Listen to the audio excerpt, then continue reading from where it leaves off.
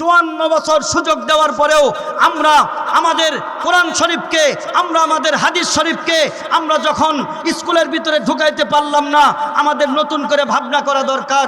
হুজুর আপনি রাজনীতি ওয়াজ করে গেলেন। না না, আমি রাজনীতির কথা বললাম না। আওয়ামী লীগ যারা করেন আওয়ামী লীগই করেন, বিএনপি যারা করেন বিএনপি করেন, জামাত যারা করেন জামাতি করেন, হেফাজত যারা করেন হেফাজতি করেন, কোনো সমস্যা নাই। যার যার রাজনৈতিক দলের নেতাদের কাছে একটা মাত্র দাবি আপনারা করবেন, সেই দাবি হলো আমার যা ক্ষতি হয়েছে হয়েছে, কিন্তু আমার আগামীর ভবিষ্যৎ প্রজন্মকে আমাদের মতো করে কোরআনের ব্যাপারে মূর্খ করে রাখতে আমরা চাই না। আপনার কাছে আমাদের দাবি, রাস্তাঘাটের দাবি এতদিন করেছি, আমাদের কলেজ ইউনিভার্সিটির দাবি এতদিন করেছি, আমরা আমাদের গ্রামের এটা লাগবে এটার জন্য দাবি করেছি, স্কুল কলেজের জন্য দাবি করেছি, কিন্তু আজকে আমরা একটা ইমানের দাবি করতে চাই। আপনি যদি এবার যদি আপনি ক্ষমতায় যান, সংসদে যদি আপনি যান, আমাদের পক্ষ থেকে আপনার কাছে দাবি হলো 54 বছরে যেই জিনিসটা হয় নাই এবার তা হতে হবে। সেটা হলো আমাদের প্রাইমারি থেকে শুরু করে একেবারে বিশ্ববিদ্যালয় পর্যন্ত যা আমাদের ট্যাক্সের টাকায় চলে, মুসলমানদের ভূমিতে আমরা কুফরি শিক্ষা ব্যবস্থা চাই না। আমাদের প্রাইমারি লেভেল থেকে নিয়ে একেবারে বিশ্ববিদ্যালয় পর্যন্ত কোরআনের ইলম পর্যাপ্ত পরিমাণ শেখার ব্যবস্থা রেখে সংসদে আইন পাস করতে হবে, এটাই আমাদের দাবি। করতে পারবেন তো ইনশাআল্লাহ? দুই হাত তুলে দেখান, লিল্লাহে তাকবীর, নারায়ে তাকবীর। দিন ইসলাম, দিন ইসলাম।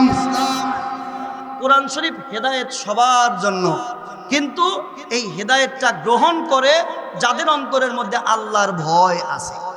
কথা কি বুঝতে পেরেছেন?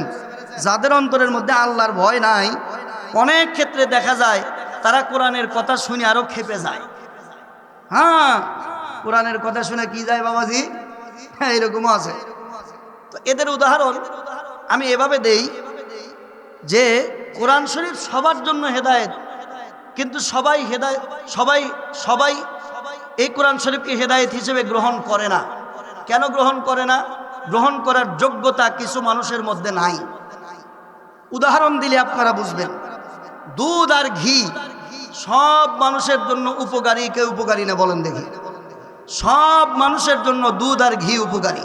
দুধ খেলে ইউরোপের মানুষের উপকার হয়, আমেরিকার মানুষের উপকার হয়, বাংলার মানুষের উপকার হয়, হিন্দুস্তানের মানুষের উপকার হয়, টোটাল মানুষের উপকার হয় দুধ খেলে। কিন্তু যেই মানুষের অন্তরের মধ্যে না, যেই মানুষের পেটের মধ্যে পেট খারাপ অথবা আমাশার রোগ আছে, বলেন দেখি, সেও যদি দুধ খায় তাহলে উপকার কি আর হবে? সে যদি ঘি খায় তাহলে কি আর তার উপকার হবে? কেন হবে না? তার মধ্যে রোগ আছে, রোগের কারণে দুধের দোষে না, তার রোগের দোষে সে দুধ তার জন্য উপকারী না, অপকারী হবে।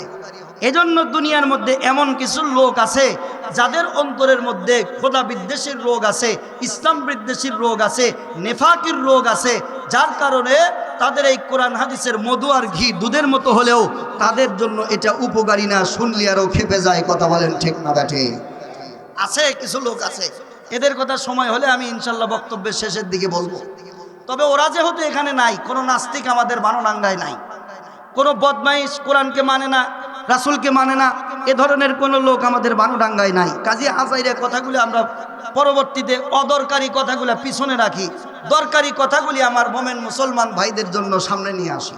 সময় আমার হাতে আর মাত্র আছে 20 মিনিট। বিরক্ত হইতেছেন আপনারা? ও আজকে বলি লাইট উঠতেছে, কি কন? আল্লাহ পাক রব্বুল আলামিন আমাদেরকে যে বললেন তোমরা আমাকে মানতে হবে, তার মানে ওই কথা তখনই আমাদের বলার প্রয়োজন হয়েছে যখন আমরা এই কথাগুলি মানতে পারি নাই কিছু কিছু কথা। তাহলে চলেন দেখি কোন কথা আমরা আল্লাহর মানতে পারি নাই। এক নম্বরে জীবনের প্রথমে চলে যান। জীবনের প্রথমে আপনি চলে যান, আমি আমার জীবনের প্রথমে চলে যাই, আপনি আপনার জীবনের প্রথমে চলে যান। আপনার জীবনের প্রথমে, আপনার জীবনের শুরুতে আল্লাহ আপনাকে একটা কথা বলছিলেন। এই কথা এখন আপনারা একেবারে রিসেন্ট এখানে আপনি বসে আপনি এই কথাটা বাস্তবের সাথে মিলাবেন যে আল্লাহর প্রথম কোন কথাটা আমি অমান্য করছি। দেখেন মিলবে। আল্লাহর নবী বলেন, মুসলিম শরীফের হাদিস, তলাবুল ইলমে ফারিদাতুন আলা কুল্লি মুসলিমিন ওয়া মুসলিমা। এক নম্বরের কথা আল্লাহর ছিল। রাসূল সাল্লাল্লাহু আলাইহি সাল্লাম বলেন, দ্বীনের ইলম শিক্ষা করা প্রত্যেক মুসলমান নর এবং নারীর উপরে ফরজ। এই ফরজটা কখন হয়? নামাজ পড়া যখন থেকে ফরজ হয়, নামাজের ইলম শিক্ষা করাও তখন থেকে ফরজ হয়। আপনার যখন বুঝ হয় তখন আপনি কালেমা পড়েন, ওই সময় কালিমার মর্ম, কালিমার দাবি এগুলাও জানা আপনার জন্য ফরজ হয়। যখন আপনার ব্রেন পাকাপোক্ত হয় ওই সময় কোরআনুল কারীমকে জানা, পড়া, বোঝা আপনার জন্য ফরজ হয়ে যায়। হ্যাঁ, এটা আপনার জন্য ফরজ। এখন 12 বছর 13 বছর বয়সে আপনি কি করছেন? আপনি চিন্তা করে দেখেন। আমি কি করছি?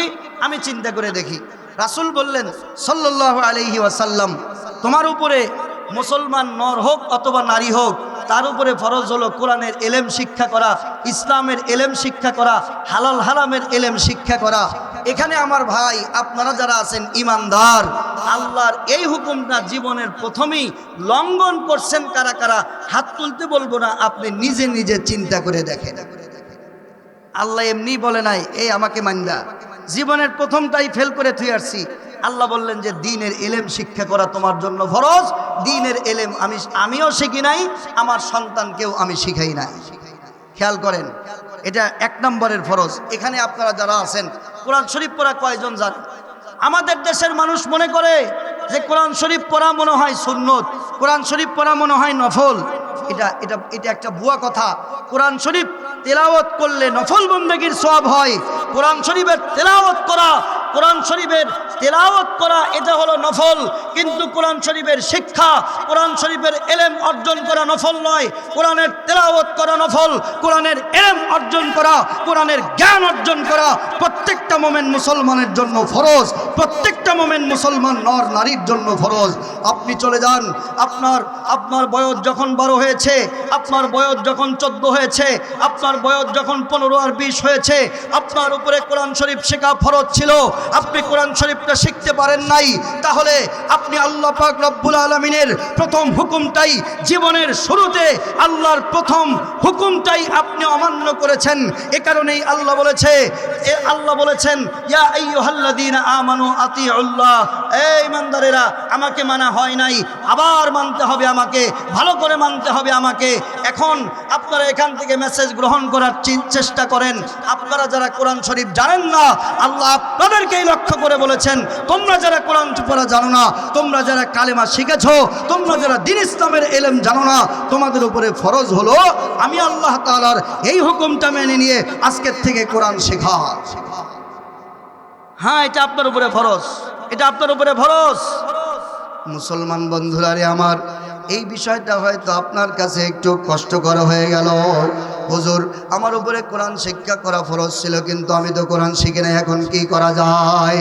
মুসলমান বন্ধুরা রে আমার, আমি আপনার থেকে বেশি সময় নিব না। আল্লাহর পয়গম্বর বলেন, আল্লাহ পাক রব্বুল আলামিন এই কোরআনুল কারীমকে এত মর্যাদা দিয়া পাঠাইছে, এই কোরআনের ইলমকে তোমাদের জন্য আল্লাহ পাক রব্বুল আলামিন শেখাকে কেন ফরজ করে দিয়েছেন? আল্লাহর পয়গম্বর এই ব্যাপারে 3টা হাদিস বলেছেন। এর মধ্যে আমি একটা হাদিস আপনাদের কাছে পেশ করব। আল্লাহর পয়গম্বর বলেন, মান হাফিজাল কোরআনা, যে ব্যক্তি কোরআনকে শিক্ষা করলো, কোরআনকে হেফজ করলো, অফি রিওয়ায়াতিন মান তাআল্লামাল কোরআনা মান আলিমাল কোরআনা, যে কোরআনকে শিক্ষা করলো। এরপরে আল্লাহর পয়গম্বর বলেন, ফাহাল্লা হালালহু, যেই ব্যক্তি কোরআনের হালালকে হালাল মানলো, ওয়া হাররামা হারামাহু, যে ব্যক্তি কোরআনের হারামকে হারাম মানলো। আল্লাহর নবী বলেন, আল্লাহ পাক রব্বুল আলামিন তার মর্যাদা এই পরিমাণ বাড়িয়ে দেন রে মুসলমান। তুমি যদি কোরআনকে শেখো, তুমি যদি কোরআনকে হেফজ করো, তুমি যদি কোরআনের হালালকে হালাল মানো, তুমি যদি কোরআনের হারামকে হারাম মানো, আল্লাহর নবী বলেন আল্লাহ পাক রব্বুল আলামিন তাকে 2টা পুরস্কার দিবে। 1 নম্বর পুরস্কার হলো আদখালাহুল্লাহুল জান্নাহ, আল্লাহ নিজ জিম্মায় কিয়ামতের মাঠে তাকে জান্নাতের ব্যবস্থা করে দিবে। মুসলমান মুসলমান বন্ধুরা রে আমার, আল্লাহর পয়গম্বর বলেন কোন ব্যক্তি যদি দিনের বেলা কোরআনের এলেম অনুযায়ী আমল করে থাকে, কোরআন যেটাকে হালাল বলছে ওটাকে হালাল মানে, কোরআন যেটাকে হারাম বলছে ওইটাকে যদি হারাম মানে। এ বন্ধু, কেন কোরআনের এলেম তোমার উপরে শিক্ষা করা ফরজ? একটু গভীর মনোযোগ দিয়া শোনো। দিনের বেলা তুমি কোরআন দিয়া তুমি তোমার জীবন চালাইলা, দিনের বেলা কোরআন দিয়া তুমি তোমার পরিবার চালাইলা, দিনের বেলা কোরআন দিয়া তুমি তোমার ব্যবসা চালাইলা, দিনের বেলা কোরআন দিয়া তুমি তোমার বিচার চালাইলা, দিনের বেলা কোরআন দিয়া তুমি তোমার রাষ্ট্র পরিচালনা করলা, দিনের বেলা কোরআন দিয়া তুমি তোমার শিক্ষাঙ্গন পরিচালনা করলা, দিনের বেলা কোরআন দিয়া তুমি তোমার ব্যক্তি জীবন থেকে নিয়ে রান্নাঘর সংসার পরিচালনা করলা। এরপরে তুমি যদি রাতের বেলা দাঁড়ায় তোমার রুহের খোরাক আল্লাহ পাকের সাথে কথা বলার মাধ্যম এই কোরআনের তেলাওয়াতের জন্য তুমি যদি নামাজের দাঁড়ায়া যাও, এই বাবাজি রাতের বেলা তুমি যদি এই কোরআনটা তেলাওয়াত করে নামাজের মধ্যে পড়ো, আল্লাহর পয়গম্বর বলেন এই ব্যক্তির কোনো কারণে যদি জাহান্নাম হয়েও যায়, ওই কোরআন আল্লাহ পাক রব্বুল আলামিনের কাছে তার জন্য সুপারিশ করে বলবে ইউনাজিউল কোরআন। আল্লাহর পয়গম্বরের কথা হলো এটা। আল্লাহর নবী বলেন কোরআন তার পক্ষে আল্লাহর সামনে দাঁড়ায় যাবে, আল্লাহর সামনে দাঁড়ায় বলবে মালিক তুমি কাকে জাহান্নামে দাও? যেই ব্যক্তি সকাল থেকে নিয়ে রাত পর্যন্ত, সকাল থেকে নিয়ে সন্ধ্যা পর্যন্ত আমাকে মেনেছে, আমি যা করতে বলেছি তা করেছে, আমি বলেছি নামাজ পড়তে হবে, শত কাজ ফলায়া দিয়ে নামাজের দিকে গেছে, আমি বলছি সুদ খাওয়া চলবে না, সুদের দিকে যায় নাই, আমি বলছি হারাম খাওয়া যাবে না, হারামের দিকে যায় নাই, আমি বলছি পর্দা করা লাগবে, ওই ব্যক্তি পর্দা করতে গেছে। আবার যখন রাত হয়েছে দুনিয়ার সব মানুষ ঘুমায় গেছে রে, কিন্তু আল্লাহ এই ব্যক্তি ঘুমায় নাই, আমাকে দাঁড়ায়া দাঁড়ায়া তেলাওয়াত করছি। আয় আল্লাহ, ততক্ষণ পর্যন্ত তোমার দরবার থেকে আমি সরব না যতক্ষণ পর্যন্ত তোমার বান্দাকে তুমি জান্নাতে না দিবে। চিৎকার দিয়া বলেন সুবহানাল্লাহ। এবার চিন্তা করেন, এক নম্বরের দায়িত্ব ছিল কোরআনটাকে শেখা, কিন্তু বাবাজি আপনি কোরআনটা শেখেন নাই। এক নম্বরের দায়িত্ব ছিল কোরআনুল কারীমের এলেম অর্জন করা, কিন্তু আমি আর আপনি কোরআনের এলেম অর্জন করতে পারি নাই। এ বাবাজি আপনি ডাক্তার হন কোনো সমস্যা নাই, আপনি ইঞ্জিনিয়ার হন কোনো সমস্যা নাই, আপনি বড় বিজ্ঞানী হন তাতেও কোনো সমস্যা নাই, আপনি ইতিহাসবিদ হন তাতেও কোনো সমস্যা নাই, আপনি বড় রাজনীতিবিদ হন এরপরে আমার কোনো সমস্যা নাই রে বাবাজি। কিন্তু আপনি ভালো ডাক্তার হওয়ার আগে, আপনি বড় ডাক্তার হওয়ার আগে আপনি আপনার অন্তরের ভিতরে কোরআনটা ঢুকান। আপনি বড় রাজনীতিবিদ হওয়ার আগে আপনি আপনার অন্তরের ভিতরে কোরআনটা ঢুকান। আপনি বড় চাকরিজীবী হওয়ার আগে আপনি আপনার অন্তরের মধ্যে কোরআনটা ঢুকান। আপনি বড় ব্যবসায়ী হওয়ার আগে আপনি আপনার অন্তরের ভিতরে কোরআনটা ঢোকান। আপনি যদি কোরআনটা না ঢোকান, কোরআনের এলেম যদি আপনার ভিতরে না থাকে, তাহলে বলেন তো দেখি আল্লাহর সামনে দাঁড়ায় কি জবাব হবে? এ মুসলমান বন্ধু, শুধুমাত্র তুমি জানো না বিষয়টা এখানেই শেষ না, শুধুমাত্র আমি জানি না বিষয়টা এখানেই শেষ না। আমাদের পরবর্তী প্রজন্ম যাতে কোরআন জানতে না পারে, আমাদের পরবর্তী প্রজন্ম যাতে কোরআনের ব্যাপারে অজ্ঞ থেকে যায়, এই ব্যাপারে সকল বন্দোবস্ত আমাদের দেশে করা আছে। কথা বোঝেন নাই? কথা বোঝেন নাই মনে হয়?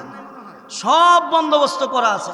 এখন আপনি যদি চান যে আচ্ছা আমি তো কোরআন পড়া জানি না, এত ওয়াজ আজকে শুনলাম, আমি টুকটাক যা পারি শিখি আর আমার সন্তানকে শেখানোর জন্য একটা ব্যবস্থা করি, এখন আপনি কি করবেন?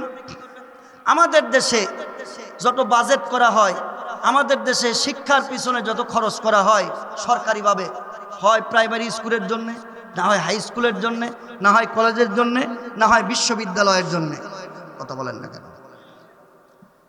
এই টাকা কারো স্বামীর বাড়ি থেকেও আসে না, এই টাকা কারো বাবার বাড়ি থেকেও আসে না, এই টাকা এদেশের 90% মুসলমানদের ঘাম ঝরানো পয়সা, ট্যাক্সের টাকা। কথা বলেন ঠিক না ব্যাঠে? এখন ওইখানে সব বাজেট হয়, বাজেট হতে হতে 1 2 বিরক্ত হইতেছেন আপনারা, 1 2 3 4 5 6 7 8 10 এই এতটা এই কারিকুলামে আমাদের শিক্ষা প্রতিষ্ঠান চলবে। সপ্তাহে 2 দিন গান হবে, প্রত্যেক দিন পিটি হবে, এরপরে ওইটা শেখানো হবে, এটা শেখানো হবে। কিন্তু একটা ছেলে মেয়েও শুদ্ধভাবে কোরআন শিখবে এই ব্যবস্থাটা করা হয় নাই। প্রাইমারি স্কুলে, হাই স্কুলের কথা আরও পরে আসবে, ওখানে কি আছে আমি ওই বইগুলো আমি এখনও স্কুল কলেজের বইগুলো আমি পড়ি। কেন পড়ি জানেন? 2টা কারণে। একটা কারণ হলো জ্ঞানের কোনো শেষ নাই। আমি জানি দেখে যে সব জানবো বিষয়টা তা নয়, আমি জানি মানে আমি কিছুই জানি না, কাজে আমাকে শিখতে হবে। ওইটাও এলেম, ওইটাও জ্ঞান, ওখানেও অনেক বিষয় আছে যেটা আমার জানা দরকার। দ্বিতীয় নাম্বার হলো আমি আসলে দেখি যে ওইখানে আসলে কোনো শিক্ষা ব্যবস্থা নিয়ে আপনি সমালোচনা করলে ওইটা সম্পর্কে আপনাকে আগে পর্যাপ্ত পরিমাণ নলেজ থাকতে হবে। এজন্য আমি ওখানে পড়ি। হাই স্কুলের কথা পরে আসবে, বিশ্ববিদ্যালয়ের কথা পরে আসবে, আগে আমি প্রাইমারি স্কুলের কথা বলি। প্রাইমারি স্কুলে ডক্টর কুদরতে খোদা শিক্ষা কমিশনের প্রস্তাব, এটা আরও সংস্কার হইতে হইতে হইতে হইতে বাংলাদেশে এই ডক্টর ইউনূসের আমলে, এর আগেও ছিল কিন্তু ওই কিছু দূর যাওয়ার পরে দেশের টুপিওয়ালারা, মুসলমানেরা, হুজুরেরা যখন প্রতিবাদ আন্দোলন করে তখন ওটা বাদ যায়। সেটা কি? সেটা হলো গানের শিক্ষক নিয়োগ দেওয়া আর গান শেখানোর ব্যবস্থা করা। এখন চিন্তা করেন, আপনার ছেলে আর মেয়েকে আপনি গান শেখানোর জন্য পাঠান নাই, পাঠাইছেন? গান শেখানোর জন্য পাঠাইছেন? পাঠান নাই। এরপরেও গান শেখার জন্য শিক্ষক নিয়োগ দিবে। শিক্ষক যদি নিয়োগ দেয় বাদ্যযন্ত্র কিনতে হবে, বাদ্যযন্ত্র কিনলে সেখানে টাকা লাগবে।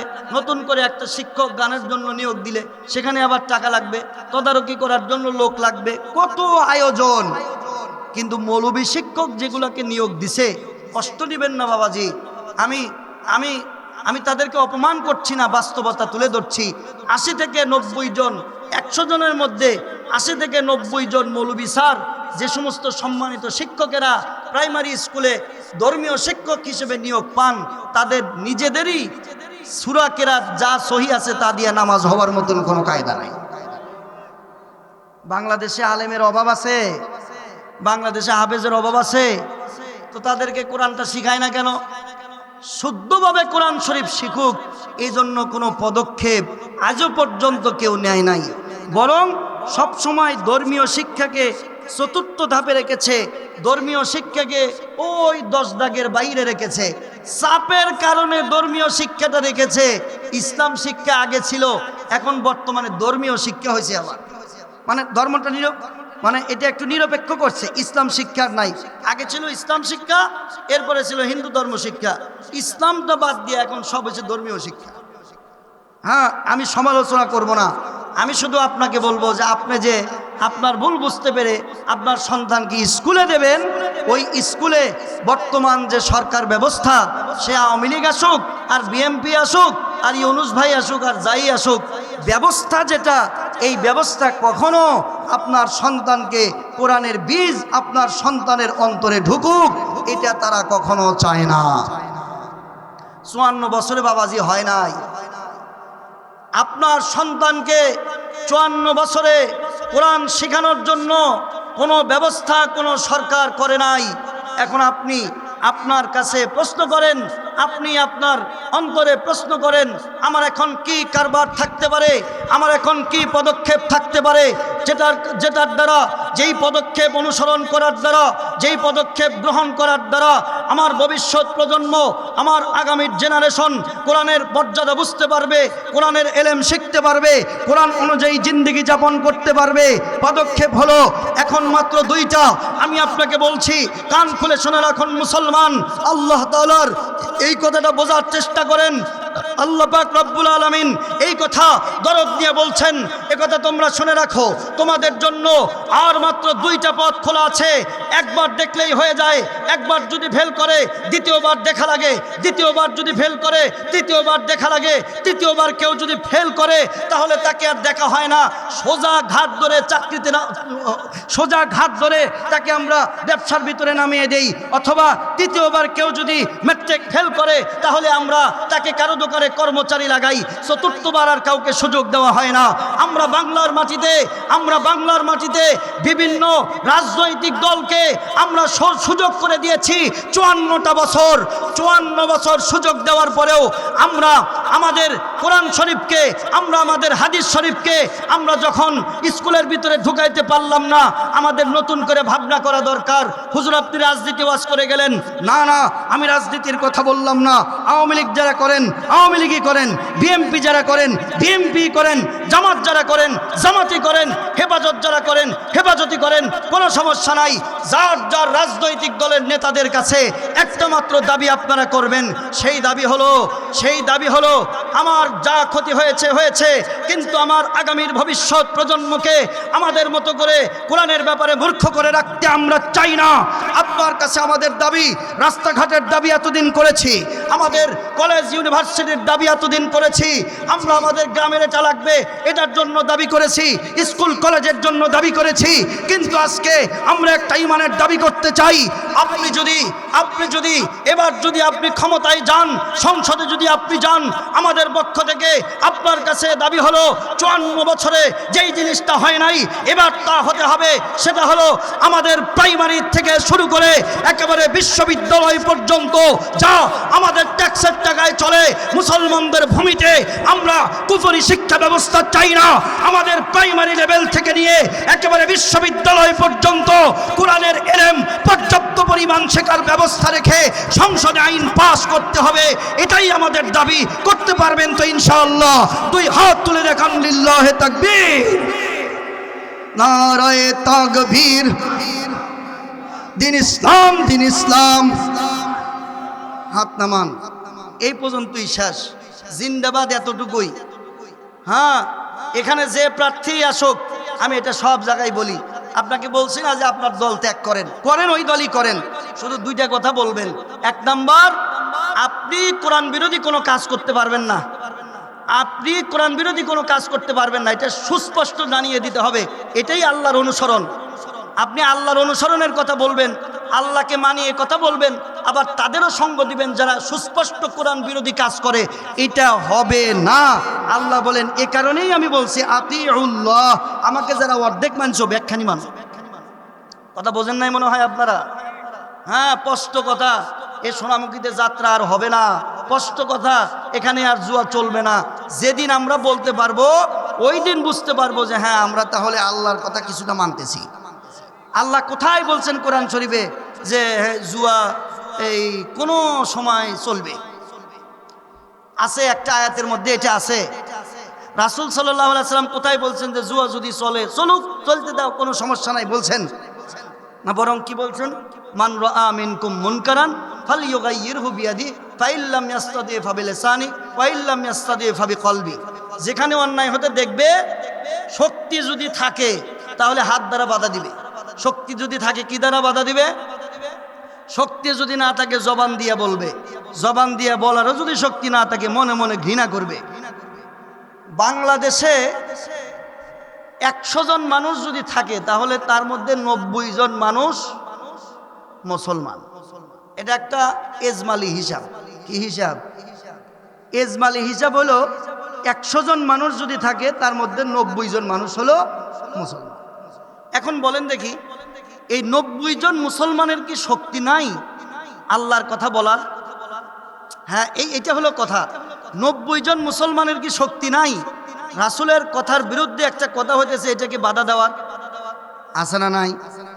যদি হিন্দু হতো 50 জন, হিন্দু হতো 80 জন, মুসলমান হতো 20 জন, তাহলে আমরা বুঝতাম যে এই 20 জন মুসলমানের শক্তি নাই এই 80 জনের বিরুদ্ধে দাঁড়ানোর। কিন্তু বিষয়টা যেহেতু আল্লাহর, বিষয়টা যেহেতু রাসূলের, আর আমরা যেহেতু আল্লাহর বান্দা, রাসূলের গোলাম, তাহলে বোঝা গেল এই 100 জন মুসলমান সংখ্যায় এরাই বেশি, সংখ্যায় এরাই সব, বেশি না, সংখ্যায় এরাই কি? সংখ্যায় আমরাই যদি সব হই তাহলে যাত্রা রাসূলের কথা বন্ধ করতে হবে। আমরা বন্ধ করলাম না কেন? আসলে শক্তি নাই না শক্তি খাটাই নাই? এইটা হলো কথা। বাবারে, শক্তি আছে কিন্তু শক্তি খাটান নাই। শক্তিটা ইসলামের পক্ষে খাটাইতে হবে, শক্তিটা কোরআনের পক্ষে খাটাইতে হবে। এটাই হলো আল্লাহ তাআলার কথা, এটাই রাসূলের কথা। শক্তি আমাদের আছে ভাই, কিন্তু আমরা শক্তি খাটাই না। আল্লাহ বলছেন আতিউল্লাহ, রাসূল বলছেন মান রাআ মিনকুম মুনকারান, শক্তি একটু খাটাও, আমার পক্ষে শক্তিটা খাটাও। এই জায়গার মধ্যে যদি মেলা হয় কি হয় জানেন? ওই সারা বছর আমরা ওয়াজ মাহফিল করিয়া, তবলিগ করিয়া, তারপরে পীর সাহেব 2-3 বার নিয়ে এসে ওয়াজ মাহফিল করায়া, সব করায়া মানুষকে যে একটু একটু হেদায়েতের পথে আনি, যাত্রা যে 7 দিন চলে, এই 7 দিনে সব ধুইয়া বন্যার পানির মতো সাফ করে নিয়ে যায়। কথা কন না কেন বাবারে? মাগরিবের সময় যত খাটাইশ মহিলাই হোক না কেন, আজান দিলে কোলে পর্দা দেয়, দেয় না? আর আমরা এটা আমাদের নিজ কানে শোনা, আপনারাও দেখছেন। এই সোনামুখীতে এক সময় যাত্রার মাইক সকাল সন্ধ্যা ফজর নাই, সারা রাতই চলছে, আজানও নাই, কিচ্ছু না, মনে হয় যে ওরা এই দেশে থাকেই না। আপনারা ঘুম পাচ্ছেন কে? শক্তি খারাপ পারেন না ওই জায়গায় যায়? আপনি কেন ঘুমাইছেন? আপনি ওই জায়গায় গিয়ে শক্তি খাটাইতে পারেন নাই? এটা বন্ধ করতে তো আওয়ামী লীগ আর বিএনপির কোনো পরিচয় লাগবে না। আপনি যাই বলবেন আমি রাসূলের উম্মত, আমার রাসূল বলছেন এটা বন্ধ করতে হবে, সুতরাং বন্ধ করতে হবে। তুমি যদি বন্ধ না করো, তোমাকে আমি চিনি না। তুমি যদি বন্ধ না করো, তোমার সাথে আমি নাই। তুমি যদি বন্ধ না করো, এই এলাকার মুসলমানেরাই তার প্রতিরোধ করার জন্য যথেষ্ট। কথা বলেন ঠিক না বেঠে? কিন্তু আপনি কি করবেন? প্রশাসন তো অনুমতি দিয়ে দিছে, প্রশাসন অনুমতি এমনি দেয়। আপনারা যদি ওনারা গেছেন যাত্রার জন্য, মনে করেন মেলা না, ভুল বুঝেন না, কি না?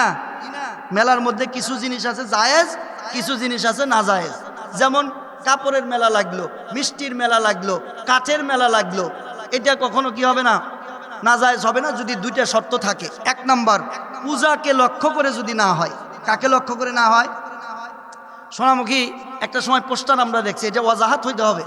একটা সময় আমরা দেখছি সেখানে লেখা থাকতো যে শারদীয় দুর্গা পূজা উপলক্ষে ঐতিহাসিক মেলা, শুভেচ্ছা।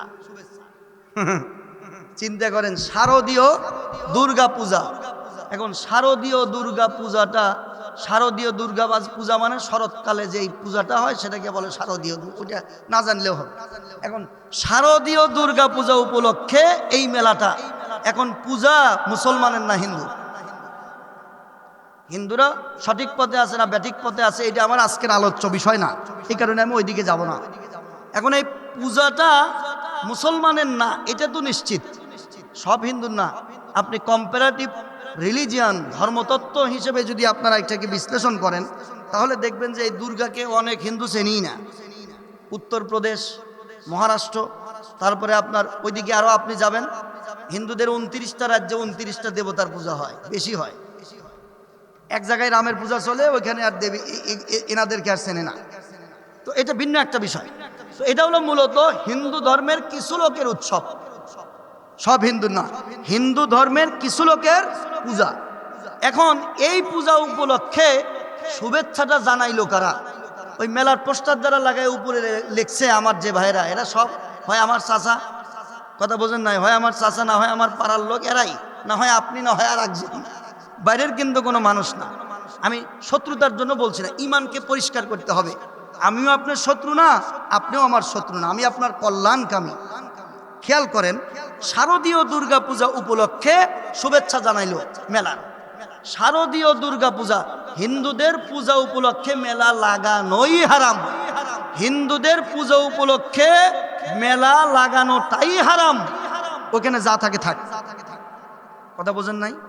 কারণ পূজাকে উপলক্ষ করে কোনো কাজ করবে, সেটা করবে হিন্দুরা। পূজাকে উপলক্ষ করে, পূজাকে কেন্দ্র করে ওরা আনন্দ করবে, পূজাকে কেন্দ্র করে আনন্দ করবে হিন্দুরা, পূজাকে কেন্দ্র করে মেলা লাগাবে হিন্দু ভাইয়েরা, পূজাকে কেন্দ্র করে উৎসবের আয়োজন করবে হিন্দু ভাইয়েরা। পূজাকে কেন্দ্র করে মুসলমান মেলা লাগাতে পারে না, পূজাকে কেন্দ্র করে মুসলমান উৎসবের আয়োজন করতে পারে না, পূজাকে কেন্দ্র করে মুসলমান কোনো অনুষ্ঠানের আয়োজন করতে পারে না। কথা বলেন ঠিক না বেঠে? মেলা যদি করতে হয় পূজা বাদ দিয়ে করতে হবে। 1 নম্বর শর্ত, শারদীয় দুর্গা পূজা উপলক্ষে মেলা, এই কথা লেখার কোনো অপশন নাই। আপনি কোনো হিন্দু ভাইকে কখনো দেখছেন সে লেখছে ঈদুল আজহা উপলক্ষে আমরা এই জিনিসের আয়োজন করলাম। পাইছেন কোনোদিন? তো ভাই আমরা কেন এত বেহায়া হইলাম? আমরা কেন এত বেলাজা হলাম? কেন আমাদের ইমানি গায়রত কমে গেল?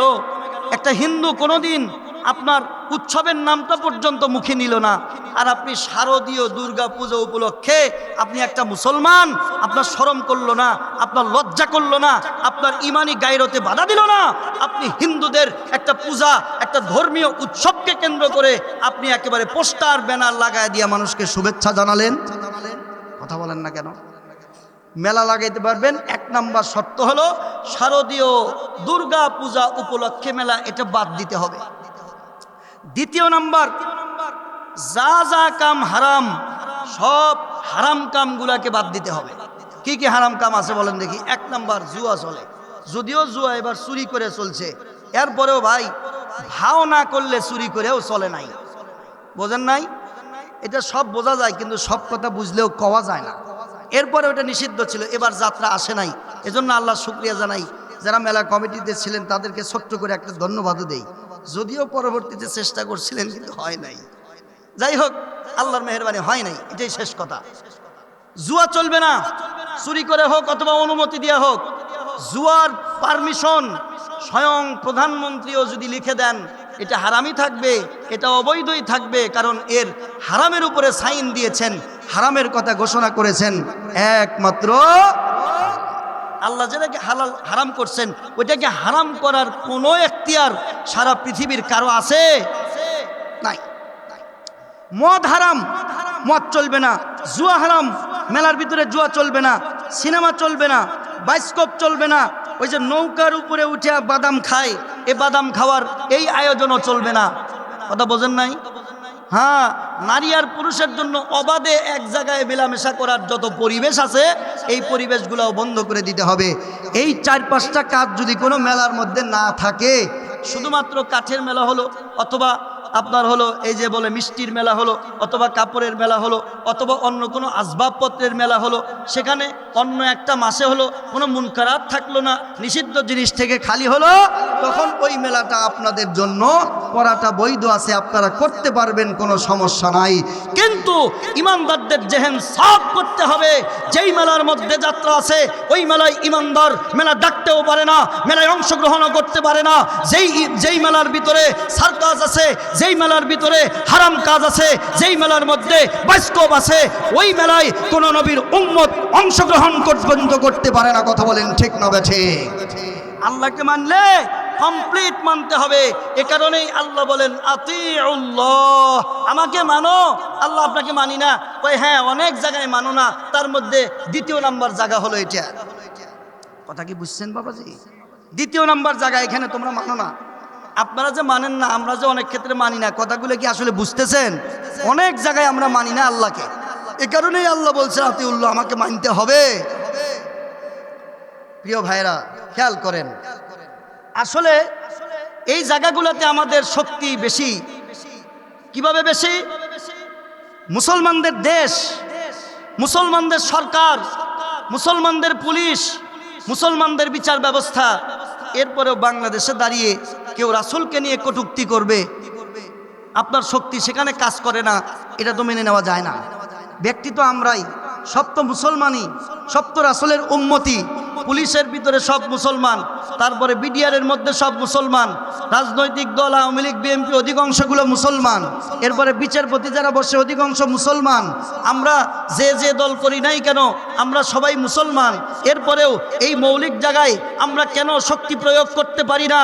যে এই স্বাধীন বাংলাদেশে দাঁড়িয়ে কেউ যদি আমার রাসূলকে কটূক্তি করে, এই স্বাধীন বাংলাদেশে দাঁড়িয়ে কেউ যদি ইসলামের বিরুদ্ধে কথা বলে, কোনো নাস্তিক আর ব্লগার যদি আল্লাহ এবং আল্লাহর রাসূলকে নিয়ে কথা বলে, তাহলে মৃত্যুদণ্ডের আইন পাশ করে তাকে মৃত্যুদণ্ড কার্যকর করতে হবে। যদি কোন সরকার এটাকে করতে ব্যর্থ হয়, হে উম্মতে মুসলিমা, তোমাকে সিদ্ধান্ত নিতে হবে। আল্লাহর জমিনে দাঁড়িয়ে, মুসলমানদের ভূমিতে দাঁড়িয়ে, মুসলমানদের দেশে দাঁড়িয়ে আল্লাহকে নিয়ে কটূক্তি করা যাবে না, রাসূলকে নিয়ে কটূক্তি করা যাবে না, কোরআনের অবমাননা করা যাবে না, ইসলামের বিরুদ্ধাচরণ করা যাবে না, মাদ্রাসার বিরুদ্ধাচরণ করা যাবে না, ইসলামী শিক্ষার বিরুদ্ধাচরণ করা যাবে না।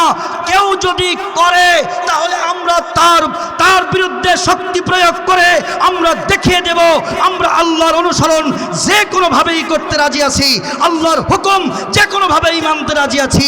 এটা যদি আমরা করতে পারি তবেই আমরা আল্লাহর খাঁটি গোলাম, অন্যথায় নয়। কথা বলেন ঠিক না ঠিক? হ্যাঁ, কই আপনি তো ওইখানে শক্তি প্রয়োগ করেন নাই। আমাদেরকে মাইরা 2013 সালে হেফাজতে ইসলামকে মেরে 2013 সালে বের করে দিল। আমরা কেন গিয়েছিলাম? 2013 সালে হেফাজত সভ্য চত্বরে গিয়েছিল। যেই নাস্তিক আর ব্লগারগুলি আমার রাসূলুল্লাহকে কটূক্তি করেছে, হেফাজত বলেছিল তাদেরকে সংসদে আইন পাস করে তাদের মৃত্যুদণ্ড কার্যকর করতে হবে। হেফাজতের রাসূল মুহাম্মদ সাল্লাল্লাহু আলাইহি ওয়াসাল্লাম শুধুমাত্র একার নন, মুহাম্মদ সাল্লাল্লাহু আলাইহি ওয়াসাল্লাম হেফাজতেরও রাসূল, মুহাম্মদ সাল্লাল্লাহু আলাইহি ওয়াসাল্লাম আওয়ামী লীগের মধ্যে যারা মুসলমান তাদেরও রাসূল, মুহাম্মদ সাল্লাল্লাহু আলাইহি ওয়াসাল্লাম বিএনপির যারা মুসলমান তাদেরও রাসূল, মুহাম্মদ সাল্লাল্লাহু আলাইহি ওয়াসাল্লাম বাংলাদেশে যারা রাজনৈতিক দল করে না কিন্তু মুসলমান তাদেরও রাসূল, মুহাম্মদ সাল্লাল্লাহু আলাইহি ওয়াসাল্লাম আরবের রাসূল, আল্লাহর নবীজি আজমের রাসূল, আল্লাহর নবীজি কুল কায়নাতের রাসূল। আল্লাহর নবীজির মর্যাদা আল্লাহ তাআলার সৃষ্টিকুলের মধ্যে সবার চেয়ে উপরে, আল্লাহর চেয়ে নিচে। এরকম একজন মানুষ, এরকম একজন মহামানব, এরকম একজন জাতের চরিত্রের উপরে যখন কলঙ্কের কালিমা লিপন করলো, শাহবাগের নাস্তিক পাড়া থেকে বাংলাদেশে যখন ধৃষ্টতা প্রদর্শন করলো, এই রকমের শাহবাগে যখন রাসূল সাল্লাল্লাহু আলাইহি ওয়াসাল্লাম এবং আম্মা জান আয়েশা সিদ্দিকাকে নিয়ে যখন কটূক্তি করা হলো, হেফাজত তখন বাংলাদেশের মানুষ মুহাম্মদ সাল্লাল্লাহু আলাইহি ওয়াসাল্লামের উম্মতদেরকে নিয়ে গিয়েছিল আর বলেছিল যে আমরা আওয়ামী লীগ বুঝি না, বিএনপি বুঝি না, আমরা এদেশে যারা রাসূলের উম্মত, আমরা একটা দাবি নিয়ে এসেছি, রাসূলকে যারা কটূক্তি করেছে মৃত্যুদণ্ডের আইন পাশ করতে হবে। এই কথা বলার অপরাধে ছলে বলে কৌশলে রাতের অন্ধকারে বাতি নিভাইয়া দিয়া যারা রাসূলের উম্মতদেরকে হত্যা করেছে, জাতির শ্রেষ্ঠ সন্তান আলেমদেরকে যারা গুলি করে হত্যা করেছে, আমরা শত ধিক্কার জানাই। কথা বলেন ঠিক না ঠিক?